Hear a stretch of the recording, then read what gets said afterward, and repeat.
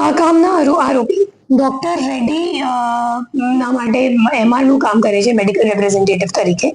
અને એમને એક દિવસ એક કોલ આવ્યો જેમાં સામેવાળાએ સ્ટોકમાં ઇન્વેસ્ટ કરવાની ટિપ્સ વગેરે આપી. તો બેઝિકલી આ એક ઇન્વેસ્ટમેન્ટ ફ્રોડ છે. તો સામેવાળાએ જ્યારે ટિપ્સ આપી અને એમને કીધું કે તમને વધારે વળતર મળશે જો તમે અમારી સાથે ઇન્વેસ્ટમેન્ટ કરો.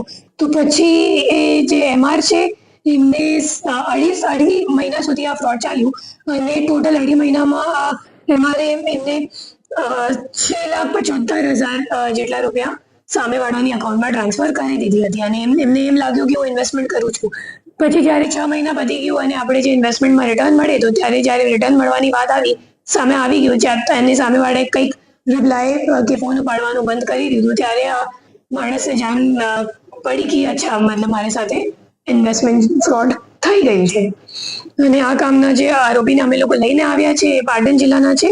એમનું નામ ચિરાગ પ્રજાપતિ છે અને એમના ખાતામાં 1,61,000 રૂપિયા જેટલા ટ્રાન્સફર થયા હતા. અને એમનું જે બેંક એકાઉન્ટ છે, એમનું જે ખાતું છે, એનસીસીઆરબીમાં કુલ 7 કમ્પ્લેન્ટ્સમાં અન્ય કમ્પ્લેન્ટ્સમાં પણ સંડોવાયેલ છે.